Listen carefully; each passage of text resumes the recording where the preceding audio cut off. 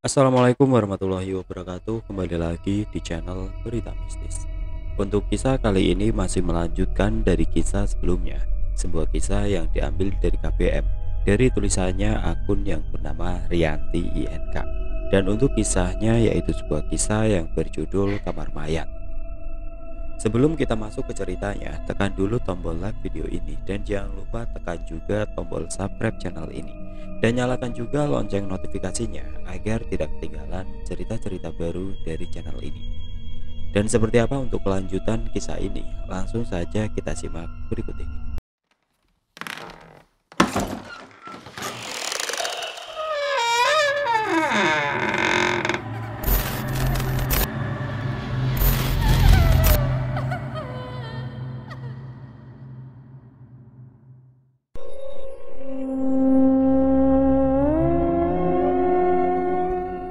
Sejenak aku tertegun seakan tidak percaya dengan apa yang diucapkan Dokter Agung tadi.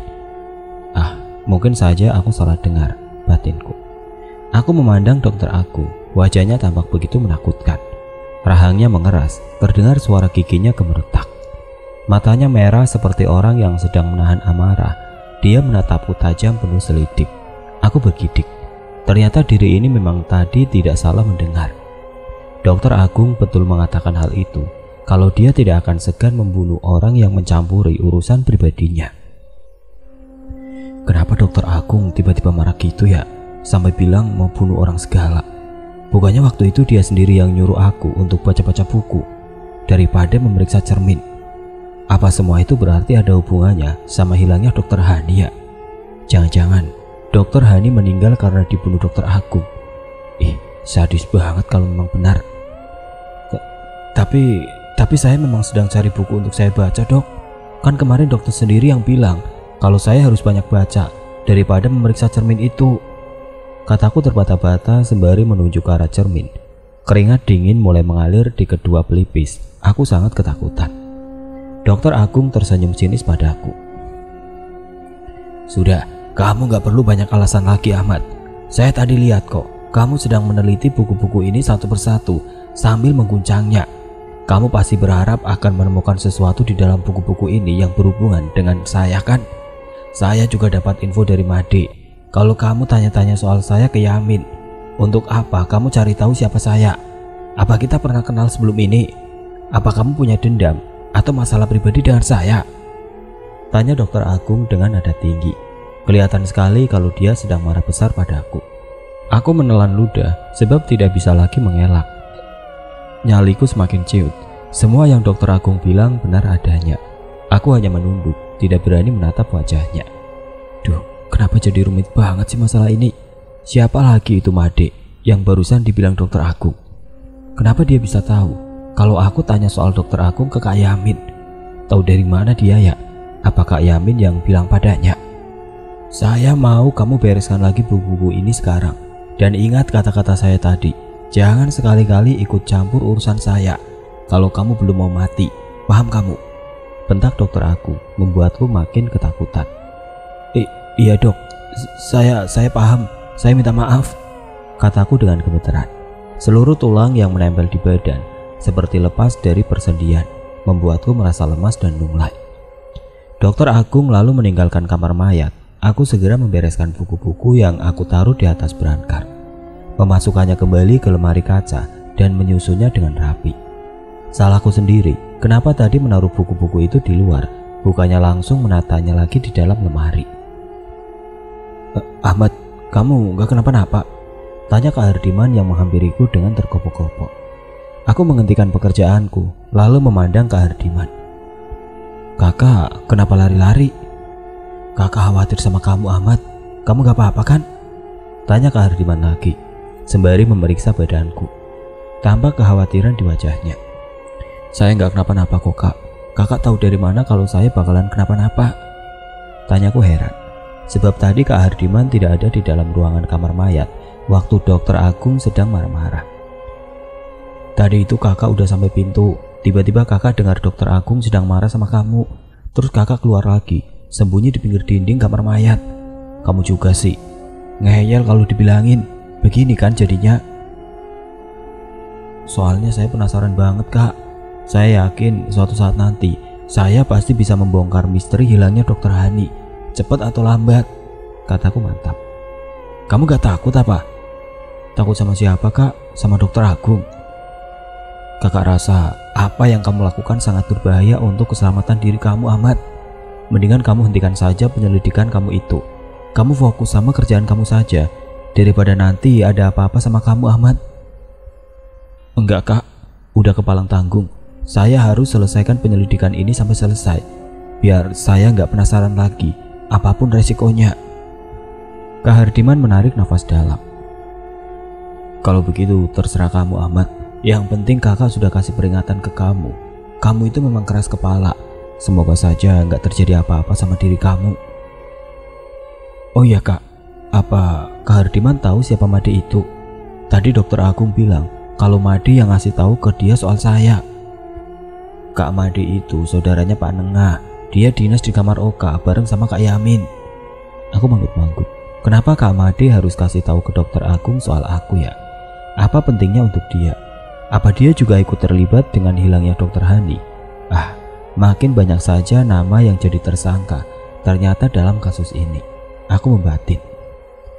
Hingga menjelang waktu asar tidak ada yang aku dan Kak Hardiman lakukan, sebab tidak ada kiriman jenazah yang datang. Kami hanya duduk di bangku panjang depan kamar mayat sambil mengobrol tentang banyak hal. Tapi kami tidak sedikit pun membicarakan soal misteri hilangnya Dokter Hani.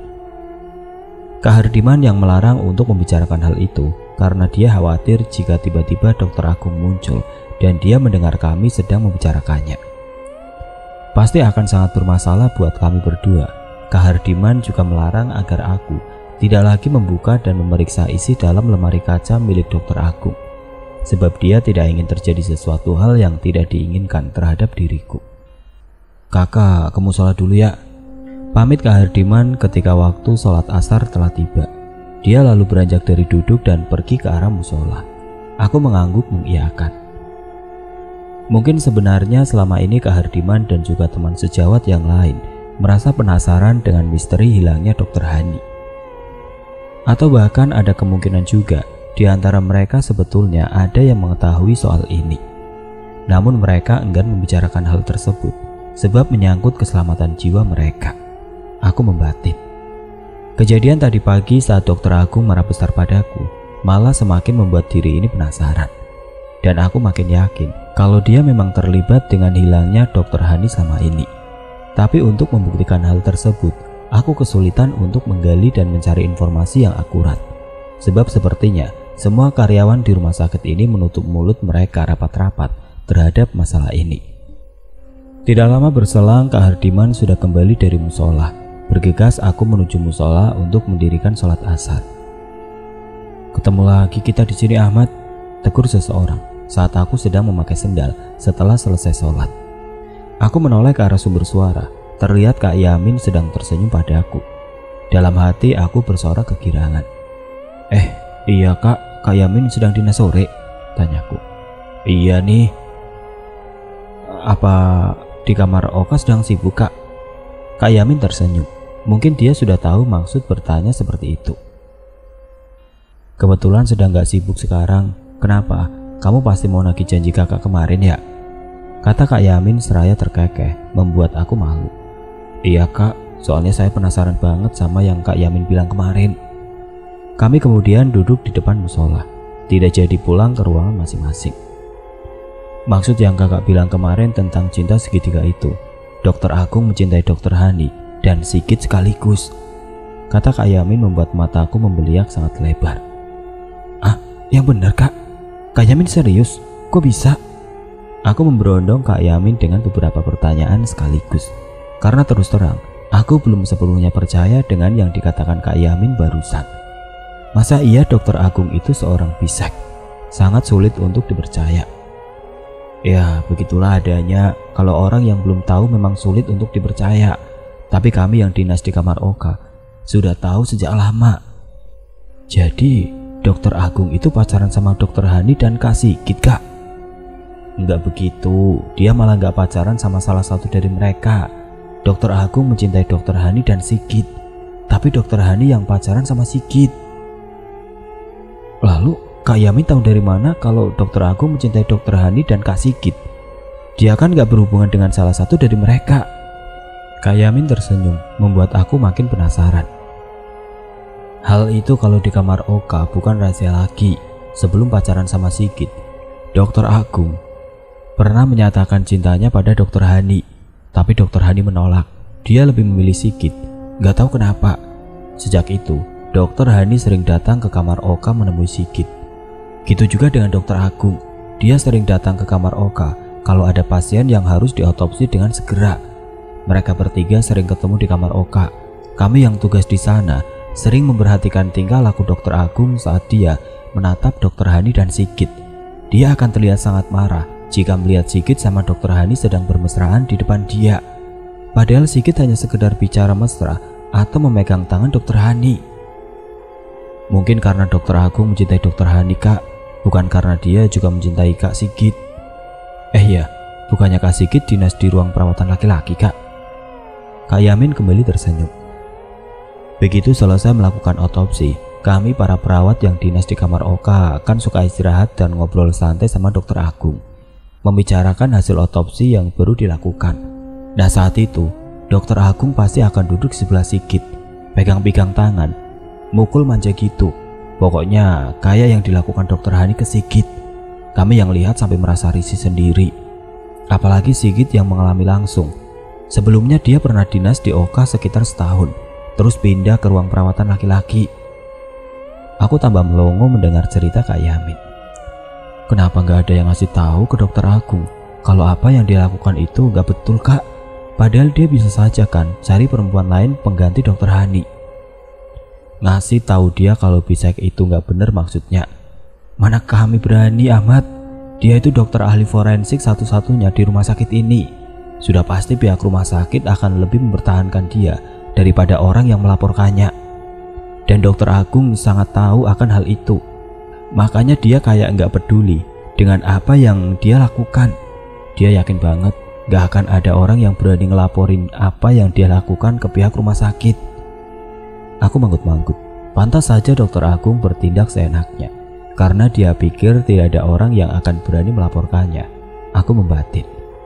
Kalau gitu, apa ada kemungkinan Dokter Agung terlibat dalam kasus hilangnya Dokter Hani ya, Kak? Wah, kalau soal itu sih kakak nggak tahu, Ahmad.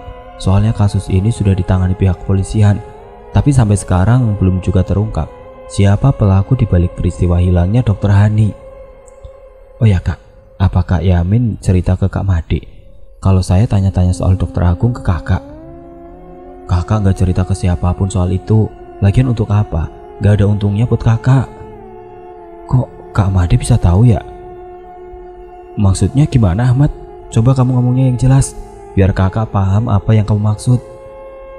Aku menceritakan kejadian saat Dokter Agung marah padaku dan dia bilang kalau dapat info dari Kak Made bahwa aku menanyakan tentang dirinya pada Kak Yamin. Jadi Dokter Agung tahu kalau waktu itu kamu ngobrol sama kakak, padahal kakak sama sekali nggak bilang ke siapapun soal obrolan kita. Kakak malah gak mikirin lagi setelah itu. Oleh karena itu saya juga bingung, Kak. Kok Kak Made bisa tahu soal obrolan kita? Terus kenapa dia bilang ke Dokter Agung soal ini? Apa pentingnya untuk dia ya? Mungkin waktu itu dia dengar sendiri apa yang kita bicarakan, Ahmad. Tapi kalau soal kenapa Made sampai bilang ke Dokter Agung, kakak juga gak tahu. Ya sudah, gak usah kamu pikirkan lagi hal itu. Yang harus kamu pikirkan sekarang, gimana caranya agar kamu sebisa mungkin menghindari pertemuan kamu sama Dokter Agung jika hanya berdua saja. Kamu harus hati-hati, Ahmad. Jangan sampai kamu hanya berdua saja sama Dokter Agung kalau sedang di ruangan. Kakak sih bukan nakutin, cuma ngingetin aja. Kan lebih baik kita waspada daripada sudah kejadian. Iya, Kak, terima kasih banyak untuk semuanya. Saya mau balik lagi ke kamar mayat ya. Takut ditungguin Kak Hardiman. Soalnya udah kelamaan di sini, kataku seraya beranjak dari duduk. Kami pun segera meninggalkan musola. Lama amat kamu di musolanya, Ahmad. Ngapain aja? Tanya Kak Hardiman begitu aku sampai di depan kamar mayat. Aku hanya tersenyum, kemudian duduk di sebelahnya. Tadi saya ketemu sama Kak Yamin di musola, Kak. Terus saya tanya-tanya soal Dokter Agung ke dia. Kak Yamin cerita banyak soal Dokter Agung, Dokter Hani sama Kak Sigit, dan saya dapat info soal mereka yang bikin saya kaget setengah mati, Kak. Kataku dengan berbisik. Aku khawatir akan ada orang yang mendengar ucapanku. Info apa itu, Ahmad? Kakak jadi penasaran? Tanya Kak Hardiman juga dengan berbisik. Aku lantas menceritakan apa yang aku dengar dari Kak Yamin, seperti halnya diri ini. Kak Hardiman juga sangat terkejut mendengarnya. Matanya membeliak dan mulutnya melongo. Kakak malah baru tahu soal itu, Ahmad, kata Kak Hardiman setelah aku selesai bercerita. Kak Yamin bilang yang tahu memang cuma yang dinas di kamar Oka, Kak. Kami lalu sama-sama terdiam, tidak berani membahas soal itu lebih lanjut lagi, sebab khawatir akan ada yang mendengar pembicaraan kami nanti. Kami kemudian mengobrol tentang hal yang lain, hingga waktu maghrib tiba dan Kak Hardiman pergi ke musola. Kita duduk di dalam aja yuk, banyak banget nyamuk di sini, ajak Kak Hardiman sepulangnya aku dari musola. Kami pun segera masuk ke ruangan dalam. Sampai di dalam kamar mayat, entah kenapa aku ingin sekali memeriksa cermin, sementara Kak Hardiman duduk sembari memainkan HP-nya. Aku mulai memeriksa cermin di bagian yang retak, yang berada di bawah sebelah kiri. Aku mengamati dengan lebih seksama, ada rahasia apa yang sebenarnya dengan cermin ini.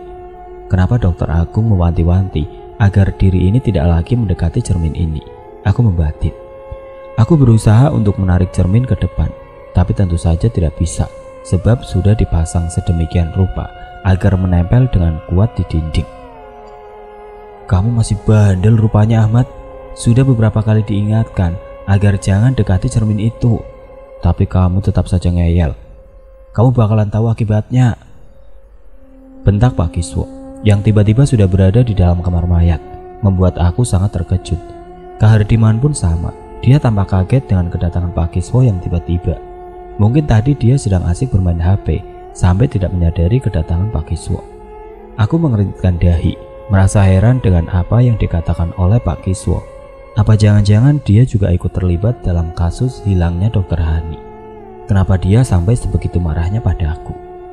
Ahmad, kamu tuh Lia, cepat menyingkir dari sana, herdik Pak Kiswo sembari jari telunjuknya menunjuk ke arahku. Loh, memangnya kenapa? Apa urusan sama bapak kalau saya dekat-dekat sama cermin ini? Tanyaku dengan santai, tanpa ekspresi. Entah datang dari mana keberanian menjawab perkataan Pak Kiswo, padahal biasanya untuk menatap mukanya saja aku tidak berani, saking menakutkan. Pak Kiswo tampak semakin geram, karena perintahnya tidak diindahkan olehku.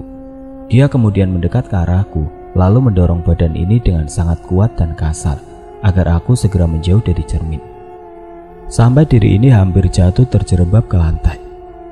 Apa yang dilakukan Pak Kiswo semakin menguatkan dugaanku bahwa ada apa-apa dengan cermin tersebut yang berhubungan dengan hilangnya Dokter Hani. Dan aku juga merasa yakin kalau Pak Kiswo adalah salah seorang yang terlibat di dalam kasus itu.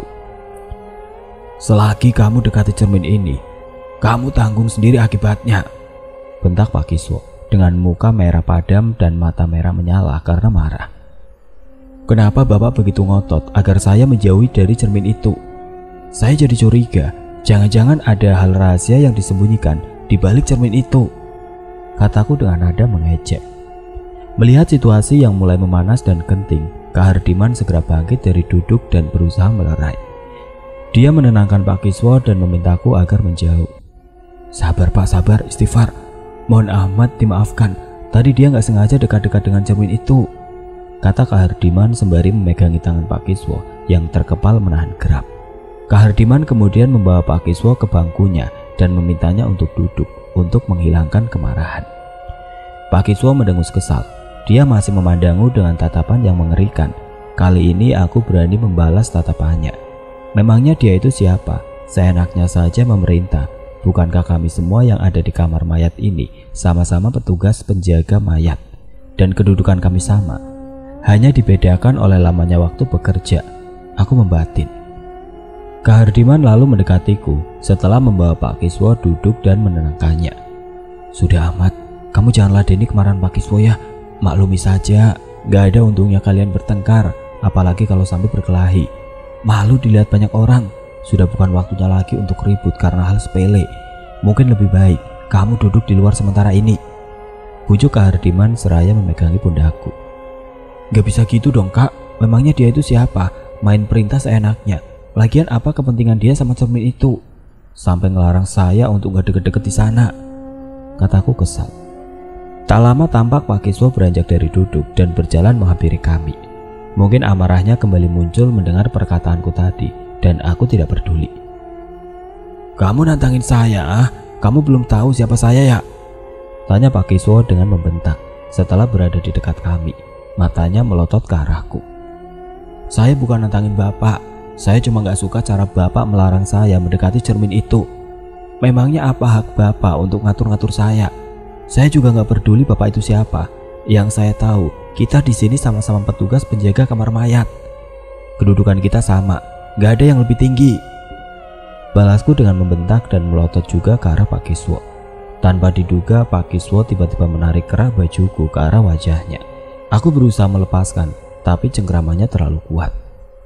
Coba kamu bilang sekali lagi, apa yang kamu katakan tadi?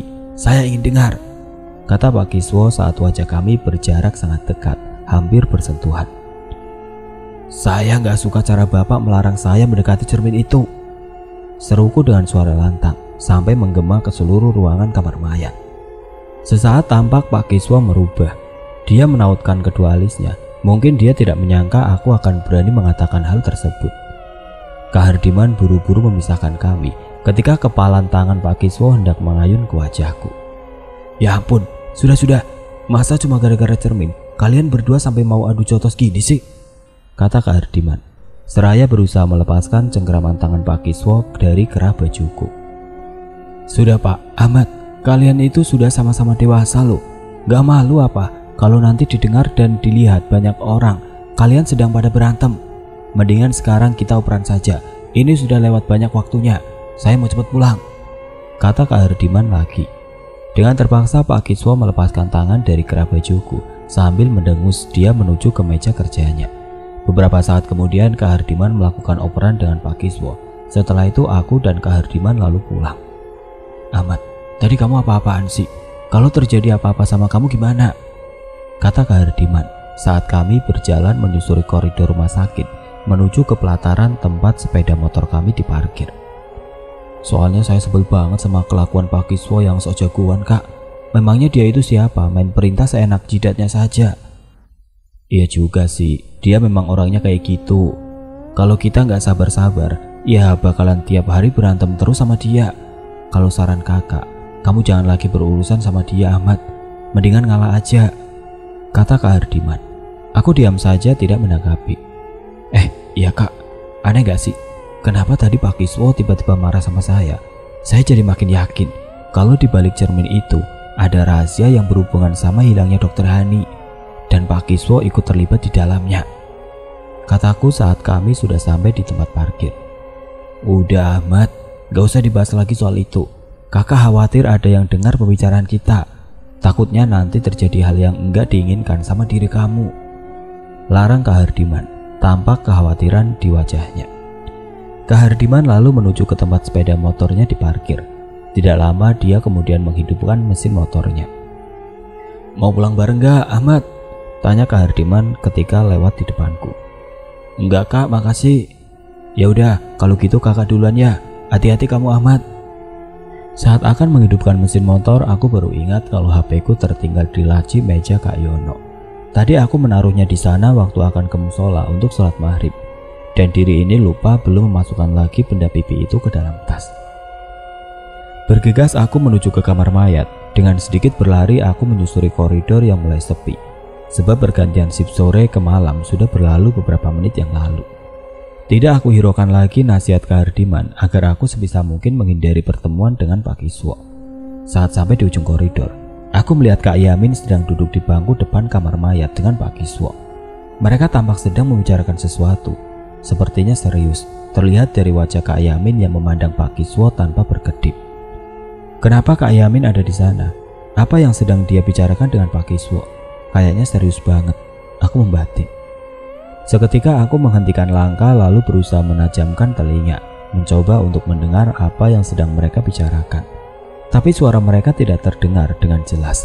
Aku hanya mendengar sekilas. Pak Kiswo berkata, Kamu jangan coba-coba, pada Kak Yamin, tapi aku tidak bisa mendengar kelanjutan kalimat itu. Aku merautkan kedua alis sambil mengira-ngira apa sebetulnya yang sedang mereka bicarakan. Kenapa Kak Yamin tampak begitu patuh pada Pak Kiswo? Siapa dia sebenarnya?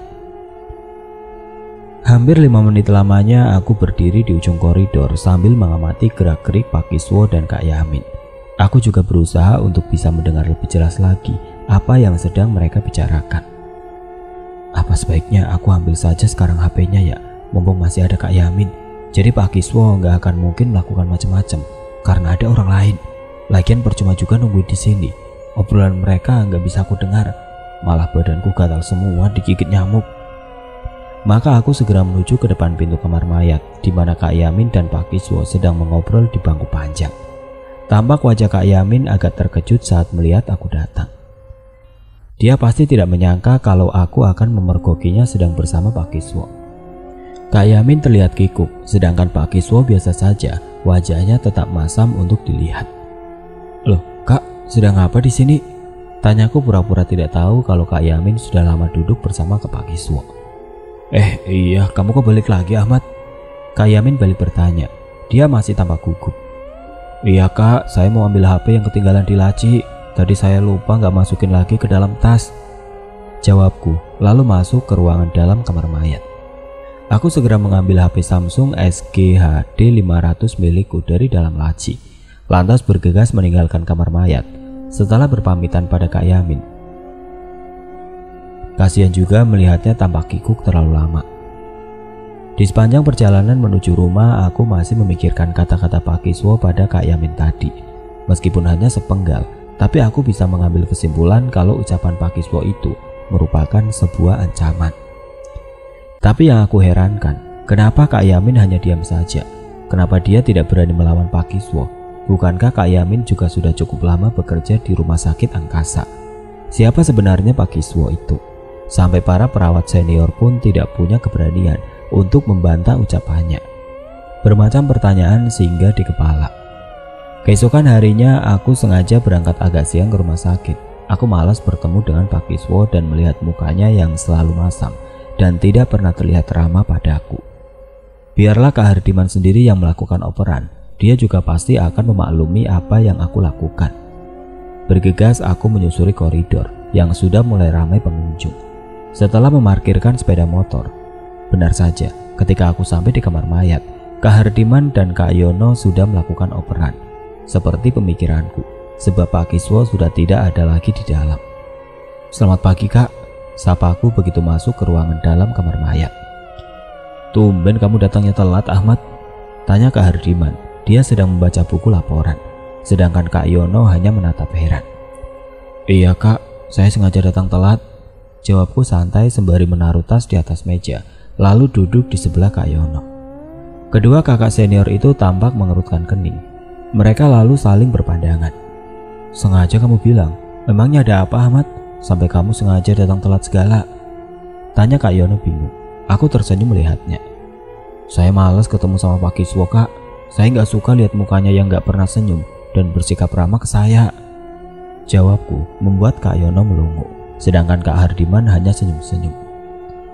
Tahu nggak Kak, kemarin itu HP saya ketinggalan. Terus saya balik lagi ke sini. Nah pas sampai di ujung koridor, saya lihat Kak Yamin sedang ngobrol serius sama Pak Kiswo di bangku depan. Saya nggak sengaja dengar Pak Kiswo bilang, kamu jangan coba-coba, ke Kak Yamin. Tapi saya nggak dengar apa lanjutannya. Aku bercerita pada kedua kakak senior itu. Ah, kamu balik lagi ke sini sendirian, Ahmad? Berani banget. Kamu nggak takut apa sama Pak Kiswo? Dia itu kayaknya udah benci setengah mati sama kamu. Terus Pak Kiswo sama Kak Yamin tahu nggak kalau kamu nguping obrolan mereka? Tanya Kak Hardiman dengan wajah tidak percaya. Ya mau gimana lagi Kak? Masa saya mau biarin HP saya ketinggalan di sini semalaman? Malah bakalan bisa tambah runyam urusannya kalau sampai Pak Kiswo nemuin HP itu. Soalnya saya simpan bukti foto itu di file memorinya. Meskipun ada takut, terpaksa saya balik lagi untuk ngambil HP saya.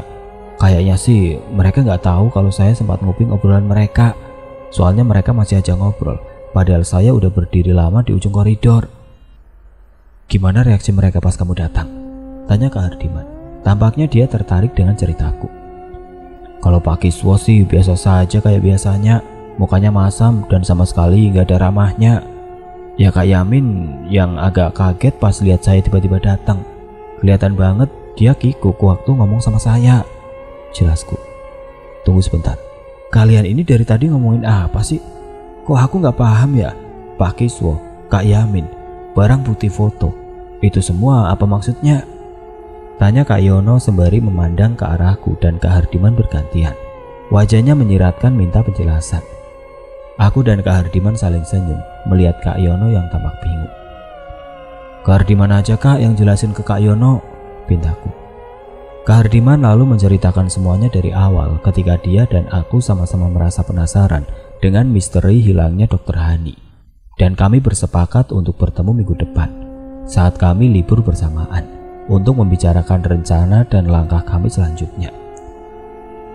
Tidak lupa Kak Hardiman juga menceritakan apa saja yang sudah kami dapatkan sebagai tambahan informasi, beberapa kejadian yang kami alami dan cerita yang kami dengar dari beberapa kakak senior tentang beberapa nama yang kami curigai ikut terlibat dalam kasus hilangnya Dr. Hani. Gitu ceritanya Yon, makanya sekarang ini kami berdua sedang mengumpulkan informasi sebanyak-banyaknya yang kira-kira ada hubungannya dengan kasus hilangnya Dr. Hani untuk kami jadikan barang bukti nantinya, kata Kak Hardiman di akhir ceritanya. Kak Yono manggut-manggut, tanda dia sudah mengerti dan paham. Oh gitu, kenapa kalian gak ngajakin aku? Sebenarnya aku juga kayak kalian, penasaran sama kasus ini. Malah aku pernah gak sengaja dengar Dr. Agung ngomong ke Pak Kiswo untuk bikin cermin itu lebih nempel lagi ke dinding biar nggak bisa dilepas katanya, kata Kak Yono. Spontan aku dan Kak Hardiman melotot tidak percaya. Yang benar kamu Yon, kamu gak salah dengar kan? Kapan kamu dengarnya? Tanya Kak Hardiman beruntun. Beneran, aku dengar jelas banget, kupingku kan belum tuli Har. Aku dengarnya waktu dinas malam kemarin, jawab Kak Yono. Tuh kan betul Kak, apa kata saya juga? Pasti ada apa-apanya sama cermin itu, kataku sambil menuju ke arah cermin. Terus apa lagi yang kamu dengar Yon? Tanya Kak Hardiman antusias. Gak ada lagi, cuma itu, orang mereka langsung diam waktu aku datang. Kami bertiga lalu saling menceritakan pengalaman masing-masing yang berkaitan dengan kasus hilangnya Dr. Hani. Kami kemudian berusaha untuk menghubungkan setiap peristiwa tersebut. Apakah ada kaitannya? Oh ya Kak, balik lagi ke soal Kak Yamin. Kira-kira kakak berdua tahu nggak apa sebabnya Kak Yamin kok nggak berani membantah omongan Pak Kiswo? Soalnya saya ngerasa aneh saja, padahal dia kan perawat senior di rumah sakit ini, kataku. Kak Hardiman dan Kak Yono saling berpandangan. Loh, emangnya kamu belum tahu Ahmad? Pak Kiswo itu kan kakak iparnya Kak Yamin, jelas Kak Yono, membuatku melongo. Oh, pantas saja kalau gitu. Kak Yamin kelihatan sangat patuh pada Pak Kiswo. Waktu saya lihat, ternyata dia adik iparnya Pak Kiswo, kataku sambil manggut-manggut. Kami kemudian melanjutkan obrolan. Sepanjang hari hingga menjelang pergantian shift, kami membicarakan rencana apa yang akan kami lakukan selanjutnya dalam menyelidiki kasus hilangnya Dr. Hani. Kami berbicara dengan sangat pelan tentu saja, sebab khawatir akan ada yang mendengar pembicaraan kami. Kebetulan pula tidak ada kiriman jenazah, baik dari UGD maupun dari ruang perawatan. Jadi obrolan kami bisa berlangsung lama, tanpa ada gangguan. Hanya saat Dr. Agung datang ke ruangan untuk mengontrol, dan ketika waktu sholat tiba, obrolan kami tersebut terjeda sejenak.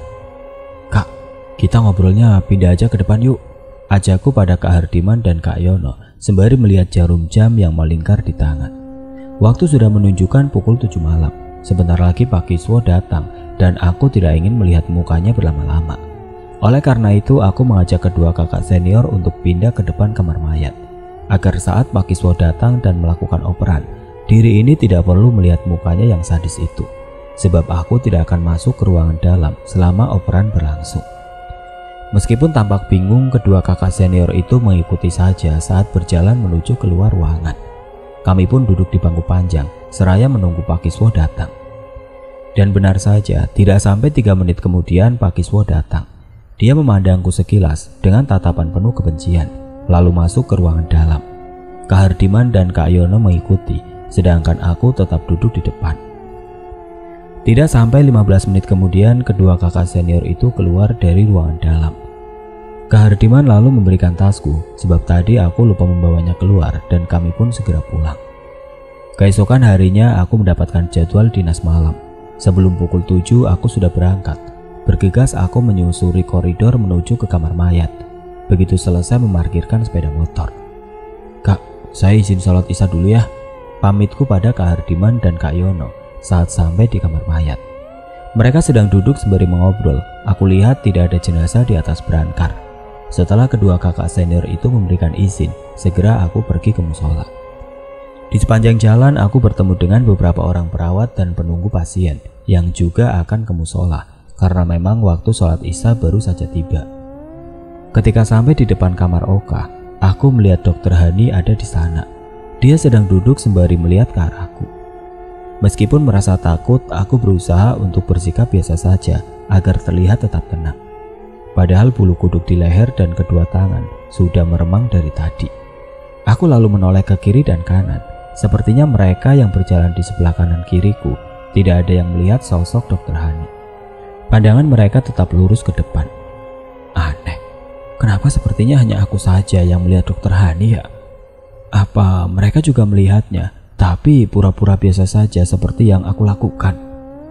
Begitu sampai di musola, aku langsung mengambil air wudhu dan mendirikan sholat isya berjamaah. Setelah selesai sholat, aku buru-buru kembali ke kamar mayat agar bisa jalan bersama dengan beberapa orang saat berada di koridor. Terus terang aku merasa takut jika harus berjalan sendirian dan melihat Dokter Hani. Kak, mau peran sekarang apa nanti? Tanyaku ketika sampai di ruangan dalam kamar mayat. Kak Hardiman dan Kak Yono sedang bermain HP. Terserah kamu saja Ahmad, mau sekarang boleh, nanti juga boleh, jawab Kak Hardiman seraya memasukkan HP-nya ke dalam tas.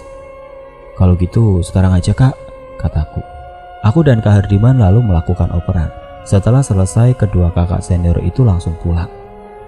Aku teringat kembali apa yang dikatakan oleh Kak Yono kemarin, bahwa Dokter Agung pernah bilang pada Pak Kiswo agar membuat cermin yang ada di ruangan ini menempel lebih kuat, supaya sulit untuk ditarik.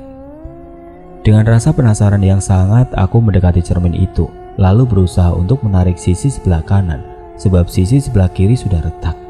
Aku khawatir nanti pecah berantakan, dan pasti akan menimbulkan masalah bagi diri ini.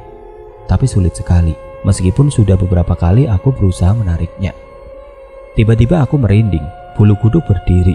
Tanpa menunggu lebih lama lagi, aku bergegas berlari keluar ruangan dan duduk di bangku depan. Hingga pukul 11:30 malam aku masih duduk di bangku depan. Aku belum berani untuk masuk lagi. Tidak lama berselang terlihat Mbak Kasto datang dengan membawa sebuah tungku kecil yang berasap beralaskan piring seng. Dia kemudian duduk di sebelahku. Bau dupa seketika menguar membuat sesak napas. Itu apa Mbah? Tanyaku sembari melihat ke arah tungku yang dibawanya. Walaupun aku sudah mencium bau dupa. Ini dupa sama menyan Mas. Saya mau melakukan ritual tengah malam nanti, biar semua makhluk halus yang ada di rumah sakit ini pergi menjauh, biar gak mengganggu karyawan yang sedang tugas dan pasien yang sedang dirawat. Dan saya akan memulai ritual itu dari kamar mayat ini, jawab Mbak Kasto. Maaf ya Mbah, ritual yang akan Mbak Kasto kerjakan itu gak boleh, dosa, syirik itu namanya, menyekutukan Gusti Allah, kataku dengan nada selembut mungkin agar tidak menyinggung perasaan orang tua itu. Mbak Kasto tiba-tiba terkekek. Mas Ahmad tahu apa? Mas kan belum lama kerja di sini. Saya sudah melakukan ritual ini sejak berapa tahun yang lalu, dan gak ada orang yang pernah melarang. Aku menghela nafas dalam. Mungkin mereka gak ada yang peduli sama Mbah. Saya ngasih tahu ke Mbak Kasto karena saya peduli.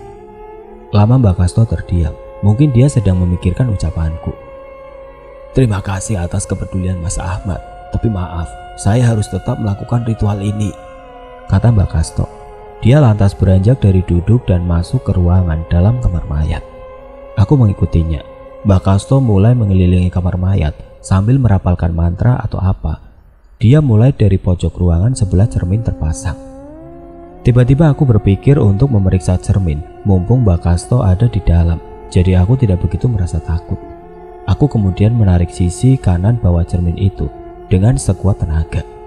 Ahmad, kamu memang bandel rupanya, Teriak Pak Kiswo yang tiba-tiba sudah berada di dalam membuat aku kaget setengah mati.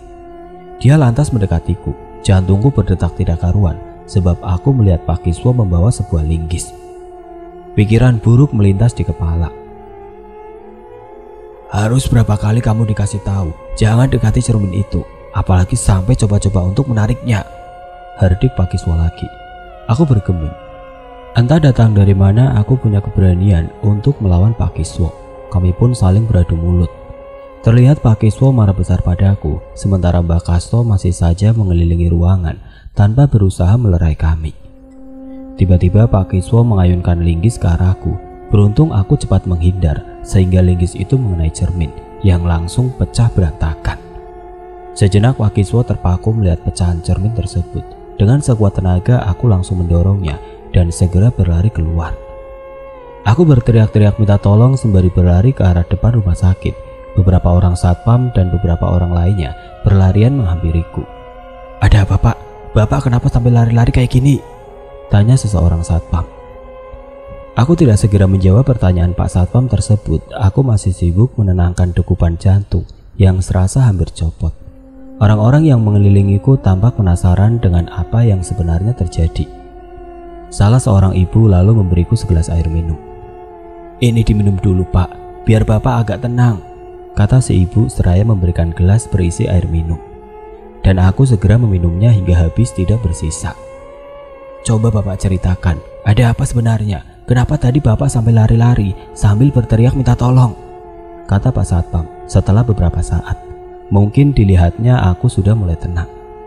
Saya tadi mau dibunuh Pak Kiswo Pak, kataku membuat kaget semua orang yang ada di sekitarku. Mereka terlihat melongo seakan tidak percaya dengan apa yang aku ucapkan. Beberapa orang lain sibuk bertanya-tanya siapa Pak Kiswo itu. Mungkin mereka penunggu pasien yang tidak mengenal Pak Kiswo sebelumnya. Kok bisa? Pak Kiswo sampai mau membunuh Bapak, gimana ceritanya? Tanya Pak Satpam lagi. Aku kemudian menceritakan apa yang baru saja terjadi ketika Pak Kiswo melarangku untuk mendekati cermin yang ada di dalam kamar mayat. Karena diri ini tidak mengindahkan ucapannya, tiba-tiba Pak Kiswo mengayunkan linggis ke wajahku. Beruntung saya bisa menghindar sehingga luput dari serangan linggis Pak Kiswo. Kemudian saya berlari keluar kamar mayat sambil berteriak minta tolong, kataku mengakhiri cerita. Suasana seketika menjadi riuh. Masing-masing orang berbicara mengomentari ceritaku. Sekarang Pak Kiswo ada di mana? Tanya Pak Satpam. Tadi waktu saya lari ke sini sih, dia masih ada di kamar mayat, jawabku. Kalau begitu, sekarang kita ke sana, tegas Pak Satpam. Maka kami berduyun-duyun menuju kamar mayat. Sampai di sana tampak Mbak Kasto sedang duduk di kursi panjang. Wajahnya terlihat murung. Dia tidak mengatakan apapun saat kami datang. Pak Satpam, aku dan beberapa orang kemudian masuk ke ruangan dalam. Pak Kiswo sudah tidak ada di sana. Entah kemana dia perginya. Betapa kami terkejut saat melihat pemandangan yang ada di depan mata. Beberapa orang ibu yang ikut masuk spontan berteriak dengan sangat keras. Ya, aku melihat sebuah tangan yang menjulur dari balik dinding di tempat cermin terpasang. Dua orang satpam lalu mencari alat untuk membongkar dinding tersebut. Dan apa yang kami lihat selanjutnya membuat kami lebih terkejut lagi ketika dinding berhasil dibongkar. Lalu mayat perempuan yang tertanam di sana berhasil dievakuasi. Mayat perempuan itu adalah mayat Dr. Hani. Astagfirullahaladzim. Aku dan semua yang melihat kejadian itu mengucap istighfar berulang kali. Kami sama sekali tidak habis pikir kenapa sampai ada mayat ditanam di dinding dan tidak ada satu orang pun yang mengetahui hal itu. Pak Kiswo tadi pergi kemana Mbah? Tanya salah seorang satpam pada Mbak Kasto setelah mayat Dr. Hani ditaruh di atas berangkat. Saya gak lihat dia perginya kemana, tapi mungkin pulang ke rumahnya, jawab Mbak Kasto. Suasana kamar mayat seketika menjadi ramai. Orang-orang silih berganti berdatangan ingin melihat apa yang terjadi. Tidak lama kemudian beberapa orang polisi datang setelah mendapat laporan dari Pak Satpam. Aku, Mbak Kasto dan beberapa orang lalu dimintai keterangan oleh polisi. Dan kami diminta agar datang ke kantor polisi untuk pemeriksaan lebih lanjut. Menjelang subuh keluarga Dr. Hani datang. Mereka menangis sejadinya di samping jenazah Dr. Hani. Polisi pun meminta pada mereka supaya datang ke kantor polisi untuk dimintai keterangan. Pukul 7 Kak Yono dan Kak Hardiman datang. Mereka sangat terkejut dengan apa yang mereka lihat. Suasana kamar mayat sudah sepi seperti biasanya. Orang-orang yang semalam berkumpul sudah kembali ke tempat mereka masing-masing. Hanya ada 2 orang keluarga Dr. Hani yang masih menunggu di dalam ruangan. "Apa yang sudah terjadi, Ahmad?" tanya Kak Hardiman. Aku lantas menceritakan kejadian tadi malam. Kedua orang kakak senior itu sampai membeliak mendengar ceritaku. "Untung gak terjadi apa-apa sama kamu, Ahmad," kata Kak Yono setelah aku selesai bercerita. Wajahnya nampak khawatir. Aku tersenyum. "Kak, saya pulang sekarang ya. Mau mandi terus siap-siap ke kantor polisi. Saya diminta datang ke sana hari ini." Pamitku selesai kami melakukan operan. Sekitar pukul setengah 10 aku sampai di kantor polisi. Sudah ada Pak Kiswo, Mbak Kasto, Pak Satpam dan beberapa orang yang datang yang juga akan dimintai keterangan. Saat Pak Kiswo memberikan keterangan, aku ikut mendengar dengan duduk di dalam ruang pemeriksaan. Pak Kiswo bilang kalau memang dia yang menanam jasad Dr. Hani di dinding kamar mayat dengan dibantu oleh Made dan atas perintah Dr. Agung. Aku hanya bisa mengucap istighfar berkali-kali mendengar pengakuan Pak Kiswo. Belum sempat aku mendengar keseluruhan berita acara pemeriksaan Pak Kiswo, aku sudah dipanggil untuk dimintai keterangan. Hampir selama 4 jam aku dimintai keterangan. Setelah itu aku langsung pulang. Aku lihat Pak Kiswo belum selesai, tapi aku tidak berniat lagi untuk mendengarkan. Sebab hari sudah menjelang senja, biarlah besok saat sidang di pengadilan, aku akan menghadiri untuk mengetahui dengan jelas apa motif dibalik semua misteri ini. 4 bulan kemudian, perkara misteri hilangnya Dr. Hani mulai disidangkan setiap minggu. Aku hadir sebagai saksi. Dari sidang tersebut terungkap kronologi kejadian 2 tahun yang lalu saat Dr. Hani pergi meninggalkan rumah untuk menemui temannya. Rupanya yang akan dia temui adalah Kak Sigit yang mengirim pesan SMS agar menemuinya di kamar mayat. Meskipun merasa heran, kenapa harus di kamar mayat? Sebab Kak Sigit sudah tidak lagi dinas di sana. Ketika akan menanyakan hal itu, nomor Kak Sigit sudah tidak aktif lagi. Akhirnya Dr. Hani berangkat ke rumah sakit dan langsung menuju kamar mayat. Namun ternyata yang ditemui di kamar mayat bukan Kak Sigit, melainkan Dr. Agung. Dia memakai HP Kak Sigit yang dicuri oleh Made. Dr. Agung akan memerkosa Dr. Hani. Tentu saja dia melawan. Karena emosi, Dr. Agung lalu memukul kepala Dr. Hani memakai alat untuk menjepit berkali-kali hingga tewas. Setelah mengetahui Dr. Hani meninggal, Dr. Agung lalu memanggil Kak Made untuk membantunya menyuntikkan cairan formalin ke dalam tubuh Dr. Hani. Awalnya Kak Made menolak, tapi dia diancam. Begitu selesai, Dr. Agung segera menghubungi Pak Kiswo dan menyuruhnya agar menanam tubuh Dr. Hani di dinding dengan imbalan sejumlah uang. Dia juga memerintahkan Pak Kiswo untuk menaruh cermin di dinding tersebut. Semua pekerjaan itu bisa dilakukan dengan cepat dan aman, sebab posisi kamar mayat ada di bagian paling belakang rumah sakit Angkasa, dan orang tidak akan bisa melihat apa yang sedang terjadi jika tidak langsung datang ke sana. Ketika kemudian keluarga Dr. Hani melaporkan berita kehilangan, tidak satupun orang di rumah sakit yang mengaku melihatnya. Mereka lebih memilih bungkam daripada harus berurusan dengan pihak kepolisian. 6 bulan kemudian, majelis hakim menjatuhkan hukuman penjara seumur hidup kepada Dr. Agung. 20 tahun kurungan penjara kepada Pak Kiswo dan Kak Made.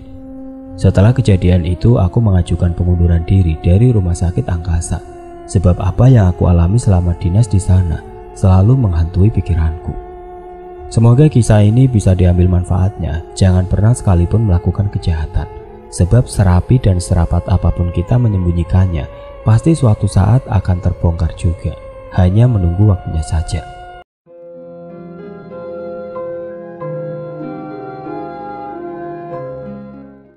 Oke teman-teman, sekian untuk cerita kali ini. Bagaimana menurut kalian tentang kisah ini? Tulis komentar kalian di kolom komentar. Dan bagi teman-teman yang baru bergabung, jangan lupa untuk like, komen, share, serta subscribe channel ini. Dan nantikan kisah-kisah horor berikutnya tetap di channel Berita Mistis. Wassalamualaikum warahmatullahi wabarakatuh.